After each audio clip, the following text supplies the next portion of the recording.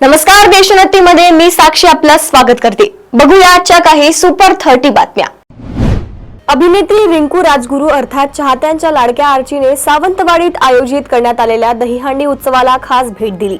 यावेळी तिने मालवणी भाषेत संवाद साधून उपस्थितांची मने जिंकली। भाजपचे युवा नेते संदीप गावडे यांच्या नेतृत्वाखाली आरपीडी हायस्कूलच्या मैदानावर हा भव्य कार्यक्रम आयोजित करण्यात आला होता।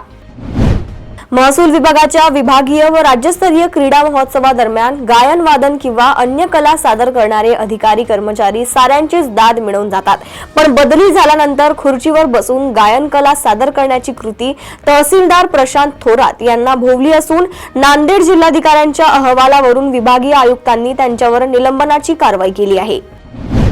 एकनाथ शिंदे यांच्या मुख्यमंत्री पदाच्या काळात येथे मंजूर झालेल्या शासकीय कृषी महाविद्यालयातून माजी मुख्यमंत्री दिवंगत शंकरराव चव्हाण यांचे नाव वगळण्यात आले होते, पण आता राज्यात भाजपाच्या नेतृत्वाखालील सरकार आल्यानंतर नांदेडमधील या महाविद्यालयात शंकरा नावाचे नाव देण्याच्या प्रस्तावास मराठवाडा कृषी विद्यापीठाच्या कार्यकारी परिषदेच्या बैठकीत मान्यता देण्यात आली आहे। हा प्रस्ताव आता महाराष्ट्रात कृषी शिक्षण व संशोधन परिषदेकडे पाठवण्यात येणार आहे। नांदेड जिल्हा मध्यवर्ती सहकारी बँकेमधील प्रस्तावित नोकर भरतीमध्ये प्रत्येक संचालकास 4 जागांचा कोटा देण्याचे ठरले आहे, पण सहकार मंत्र्यांकडून नोकर भरतीस मंजुरी घेऊन येणाऱ्या खासदार अशोक चव्हाण विरोधी ज्येष्ठ संचालकाच्या पदरात सर्वाधिक 20 जागा टाकण्यात येणार असल्याची माहिती बाहेर आली आहे। गेल्या काही दिवसांपासून विरोधकांकडून मत चोरीच्या मुद्द्यावरून गंभीर आरोप केले जात आहेत। लोकसभेचे विरोधी पक्षनेते राहुल गांधी यांनी निवडणूक आयोगावर टीका करत मतदान याद्यांमध्ये घोळ झाल्याचा गंभीर आरोप केला होता। तसेच शरद पवारांनी काही दिवसांपूर्वी आपल्याला विधानसभेआधी 2 व्यक्तींनी 160 जागा जिंकून देण्याची गॅरंटी दिली होती असा गोप्यस्फोट केला होता। या दरम्यान आता प्रहार जनशक्ती पक्षाचे नेते आणि माजी मंत्री बच्चू कडू यांनी एक खळबळजनक दावा केलाय। विधानसभा निवडणुकीच्या आधी ज्यांची मते मिळणार नाहीत अशी 10,000 नावे काढून टाकण्याची आपल्याला ऑफर होती असे कडू म्हणाले आहेत। मोकाट कुत्र्यांनी उच्छाद मांडल्यामुळे जालना शहरवासीय त्रस्त झाले आहेत। अनेकांना भटक्या कुत्र्यांनी चावे घेतले असून विविध राजकीय पक्ष आणि संघटनांनी कुत्र्यांचा बंदोबस्त करण्याची मागणी वेळोवेळी महानगरपालिका प्रशासनाकडे केली आहे। गेल्या वर्षभरात 650 जणांनी कुत्रे चावल्याचे नोंदी शासन दरबारी आहेत। उपमुख्यमंत्री अजित पवार हे भावकीला विसरलेले नाहीत। पवार कुटुंबातील लग्न, साखरपुडा आदी कार्यक्रमात हे सर्व एकत्र येतात। ना अजितदादा भावकीला विसरले, ना रोहित पवार विसरले। यात आम्हाला आनंद आहे असे राज्याचे अन्न व नागरी पुरवठा मंत्री छगन भुजबळ यांनी म्हटले आहे। रायगड पोलीस दलातील सर्व अधिकारी आणि कर्मचाऱ्यांच्या ओळखपत्रांचे डिजिलॉकरमध्ये प्रमाणिकीकरण करण्यात आले आहे।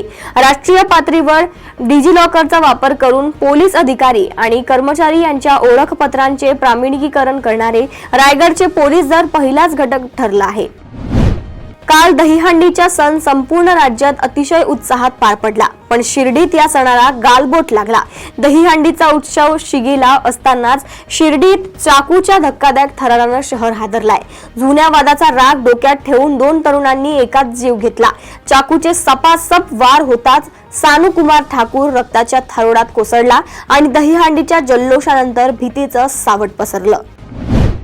इंदापूर तालुक्यातील शेती महामंडळाच्या रत्नपुरी मळ्यावर गेल्या 3 पिढ्या शासनाच्या शेतीमध्ये काबाड कष्ट करून आयुष्याचा उदरनिर्वाह करणाऱ्यांना कामगारांना अक्षरशः मोडकळीस आलेल्या घरांमध्ये राहण्याची वेळ आलेली आहे। त्यामुळे जागा, घरासह विविध मागण्यांसाठी जंक्शन येथे आमरण उपोषण करण्यात आले। पोहायला गेलेल्या 2 मुलांचा मृत्यू झाल्याची धक्कादायक घटना चंद्रपूर जिल्ह्यातील सिंदेवाही तालुक्यातल्या टेकरी नदीत घडल्याची माहिती आहे, जिथे टिकाराम वाकळे आणि आयुष दीपक गोपाले अशी मृतकांची नाव असल्याची माहिती आहे। शालेय सुट्टीचा दिवस असल्याने नदीवर पोहण्यासाठी सिंदेवाही येथील काही मुले टेकरी गावाजवळील नदी घाटावर पोहण्यासाठी गेली होती। याच वेळी दोघांचा नदीच्या पाण्यात बुडून मृत्यू झाला आहे। छत्रपती संभाजीनगर शहरात अतिशय दुर्दैवी घटना घडली आहे। झोपेत असलेल्या एका 13 वर्षीय मुलीच्या अंथरुणात विषारी साप घुसला। सापाने मुलीला दंश केल्याने मुलीचा दुर्दैवी मृत्यू झालाय। ही घटना मध्यरात्री 2 वाजेच्या सुमारास कर्णपुरा परिसरात घडली। या घटनेमुळे कुटुंबावर दुःखाचा डोंगर कोसळलाय, तर परिसरातील नागरिकांनी हळहळ व्यक्त केली। वैद्यकीय पदवी नसतानाही रुग्णांना तपासून औषधे देत त्यांच्या आरोग्याशी खेळ खेळणाऱ्या 2 डॉक्टरांवर सोलापूर तालुका पोलीस ठाण्यात गुरुवारी गुन्हा दाखल झालाय। याबाबत तालुका आरोग्य अधिकारी डॉक्टर चंद्रकांत येवडे यांनी फिर्याद दिली आहे। या फिर्यादीवरून वीरेंद्र भालचंद्र जाधव, कलीम इब्राहिम शेख असं गुन्हा दाखल झालेल्या दोघांची नावे आहेत। उत्तर सोलापूर तालुक्यातील एका गावात आरोग्य शिबिर आयोजित करून बोगस डॉक्टरांनी दुकान मांडले होते। गावातील ग्रामस्थांनी तालुका आरोग्य अधिकाऱ्यांना बोलावून बोगस डॉक्टरांचं पितळ उघड केलाय। 9 थर लागले, मात्र 10 थरांच्या प्रयत्नात गोविंदा खाली कोसळले असे गेली अनेक वर्षे ठाण्यातील दहीहंडी उत्सवात पाहायला मिळत होते। मुंबई उपनगरातील व प्रामुख्याने जोगेश्वरी येथील अनेक गोविंदा पथकांनी हा प्रयत्न केला, मात्र त्यांच्या पदरी वारंवार अपयश येत होते। अपयशाचा हा शिक्का यंदा वर्तकनगर येथील परिवहन मंत्री प्रताप सरनाईक यांच्या संस्कृती युवा प्रतिष्ठान आयोजित दहीहंडी उत्सवातच कोकण नगरचा राजा या गोविंदा पथकाने 10 थर रचून पुसला। त्या पाठोपाठ याच ठिकाणी सायंकाळी जय जवान गोविंदा पथकानेही 10 थर रचले। त्यामुळे या विश्वविक्रमासमोर 9 थरांची नवलाई संपुष्टात आली। गोविंदा रे गोपाळाचा जयघोष, ढोल ताशांचा मंगलमय गजर, महाकाळ नृत्य आणि पारंपरिक संगीतावर थिरकलेली तरुणाई अशा उत्साही वातावरणात पुनीत पालन ग्रुप सह 26 सार्वजनिक मंडळातर्फे आयोजित संयुक्त डीजे मुक्त दहीहंडी उत्सव जल्लोषात पार पडला। यात पुणेकरांनी पारंपरिक वाद्य नृत्यांसह मानवी मनोऱ्यांचा थरारक अनुभव घेतला। संसदेचं पावसाळी अधिवेशन सुरू असतानाच जगदीप धनखड यांनी उपराष्ट्रपती पदाचा राजीनामा दिला होता। त्यांनी दिलेल्या राजीनाम्यानंतर राजकीय वर्तुळात चर्चांना उधाण आलं होतं। जगदीप धनखड यांच्या राजीनाम्यानंतर नवे उपराष्ट्रपती कोण होणार याकडे अनेकांच्या नजरा लागलेल्या आहेत। दरम्यान उपराष्ट्रपती पदाच्या निवडणुकीसाठी केंद्रीय निवडणूक आयोगाने निवडणुकीच्या तारखांची घोषणा केलेली आहे। या पार्श्वभूमीवर दिल्लीत घडामोडींना वेग आल्याचं पाहायला मिळत आहे। लिव्ह इन पार्टनरच्या 6 वर्षाच्या मुलाची हत्या केल्याप्रकरणी पोलिसांनी एका व्यक्तीला अटक केली। या व्यक्तीने 6 वर्षांच्या चिमुकल्याला इतकी मारहाण केली की त्याचा जीव गेला। त्यानंतर तो त्याला स्वतः रुग्णालयात घेऊन गेला, मात्र तिथे डॉक्टरांनी त्याला मृत घोषित केलाय। त्याच्या शरीरावरील जखमा पाहून डॉक्टरांना संशय आला आणि त्यांनी पोलिसांना माहिती दिली। पोलिसांनी या व्यक्तीला संशयाच्या आधारे ताब्यात घेतलं, तेव्हा त्याने गुन्ह्याची कबुली दिली। तर उत्तर प्रदेशातील गडशंकर येथे ही घटना आहे। पोलिसांनी आरोपीला अटक केली आणि त्याच्या विरुद्ध हत्येचा गुन्हा दाखल केलाय। राजस्थानच्या अजमेर जिल्ह्यातील किशनगड येथील भाजपा नेता रोहित सैनीने त्याची प्रेयसी रितू सैनीच्या सांगण्यावरून पत्नी संजू सैनीची हत्या केल्याची धक्कादायक घटना उघडकीस आली आहे। 10 ऑगस्ट रोजी सदर गुन्हा घडला होता, मात्र हत्या केल्यानंतर दरोड्याचा बनाव केल्यामुळे पोलिसांची दिशाभूल करण्यात आली होती। मात्र पोलिसांनी कसून तपास करत आता रोहित सैनी आणि प्रेयसी रितूला अटक केली आहे। जम्मू काश्मीर आणि हिमाचल प्रदेशमध्ये रविवारी ढगफुटी झाली। ढगफुटी झाल्याची ही जम्मूमधील 3 दिवसातील दुसरी घटना आहे। आज रविवारी पुन्हा एकदा कठुआ जिल्ह्यात 3 ठिकाणी ढगफुटी झाली। ढगफुटीमुळे 7 लोकांचा मृत्यू झाला असून अनेक जण गंभीर जखमी झाले आहेत। जिल्ह्यातील राजबाग परिसरातील जोड व्हॅलीमध्ये शनिवारी आणि रविवारी रात्रीच्या दरम्यान ढगफुटी झाल्याने गावाकडे जाणारा रस्ता पूर्णपणे उद्ध्वस्त झालाय। बिहारमध्ये मतदार याद्यांच्या विशेष सखोल पडताळणीद्वारे लोकांच्या मतदानाच्या अधिकारावर कथित हल्ला झाल्याचे अधोरेखित करण्यासाठी काँग्रेस नेते राहुल गांधी आज रविवारी मताधिकार यात्रेचा प्रारंभ करणार आहेत, असे पक्षाच्या एका वरिष्ठ नेत्याने शनिवारी सांगितले। या वोट अधिकार यात्रेचा समारोप 1 सप्टेंबर रोजी पाटणा येथे होणार असल्याचेही सांगण्यात आले। एकीकडे टॅरिफच्या मुद्द्यावरून चीनने भारताचं समर्थन करत अमेरिकेला सुनावलं, तर दुसरीकडे मात्र चीनने भारताच्या शत्रू राष्ट्राची मोठी मदत केली आहे। समोर आलेल्या माहितीनुसार चीनने पाकिस्तानला लढाऊ पाणबुड्या दिल्या आहेत, तर दुसरीकडे चीनने इस्रायलचा शत्रू असलेल्या इराणला देखील मिसाईल दिल्या आहेत। याबाबत इस्रायलचे वृत्तपत्र असलेल्या येदिओथ अहरोनोथच्या एका रिपोर्टमध्ये दावा करण्यात आला आहे। आज रविवार सकाळी इस्रायल सैन्याने हौथी बंडखोराविरोधात कारवाई करत येमेनची राजधानी साना येथे अनेक शक्तिशाली हल्ले केले। हे हल्ले सानाच्या दक्षिणेस असलेल्या हाजिज पॉवर स्टेशन जवळ करण्यात आले। या पॉवर स्टेशन मधून सामाला वीज पुरवठा केला जातो। या हल्ल्यात स्टेशनच्या जनरेटरचे मोठे नुकसान झाले असून परिसरातील वीज पुरवठा खंडित झालाय। अमेरिकेचे राष्ट्राध्यक्ष डोनाल्ड ट्रम्प आणि रशियाचे अध्यक्ष व्लादिमीर पुतिन यांची अलास्कामध्ये भेट झाली। या भेटीत रशिया युक्रेन यांच्यातील युद्धाला थांबवण्यासंदर्भात चर्चा झाली आहे। दरम्यान रशिया आणि युक्रेन यांच्यातील युद्ध थांबवण्यासाठी आता ट्रम्प आणखी एक मोठं पाऊल उचलण्याच्या तयारीत आहेत। आगामी काळात लवकरच पुतिन, ट्रम्प आणि युक्रेनचे अध्यक्ष व्लोदिमीर झेलेन्स्की एकाच टेबलवर चर्चा करण्याची शक्यता आहे।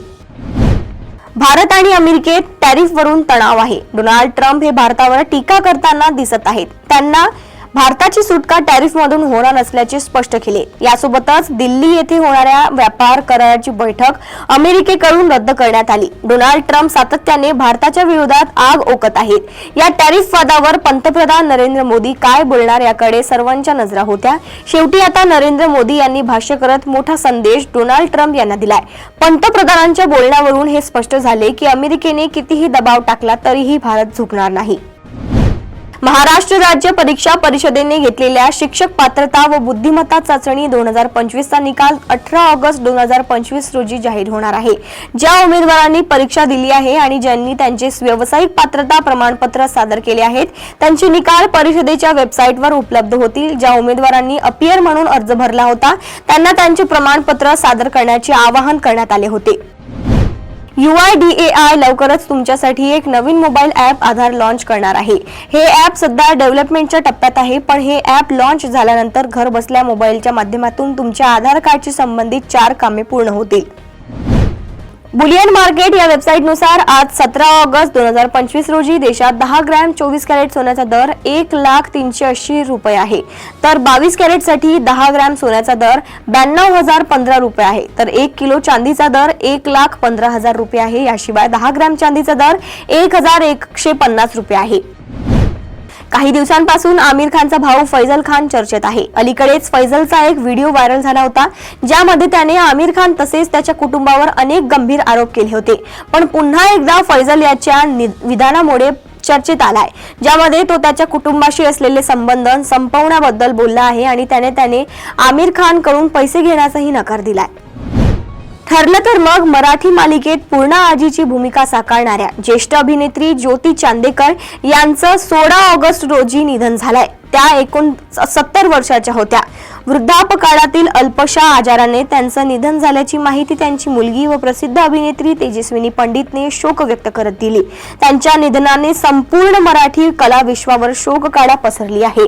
लाडक्या पूर्णा आजीला अखेरचा निरोप देण्यासाठी मालिका आणि सिनेविश्वातील अनेक कलाकार उपस्थित होते. माजी दिग्गज जलतरणपटू बुला चौधरी यांच्या राहत्या घरात चोरांनी घुसून त्यांच्या ट्रॉफी आणि मेडल्सची चोरी केली आहे.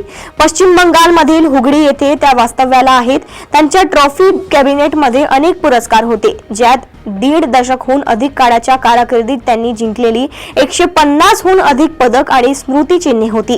2009 मध्ये त्यांना मिळालेला पद्मश्री आणि दक्षिण आशियाई फेडरेशन गेम्सचा 2 चक्रांमध्ये त्यांनी जिंकलेली 10 सुवर्ण पदक देखील चोरीला गेली. बुला चौधरी म्हणाल्या की चोरांनी माझ्याकडून अशा गोष्टी हिसकावून घेतल्या ज्या त्यांच्यासाठी खूप अमूल्य आहेत. तर या होत्या आजच्या काही सुपर 30 बातम्या. अशाच बातम्या जाणून घेण्यासाठी बघत रहा देशोन्नती. नमस्कार.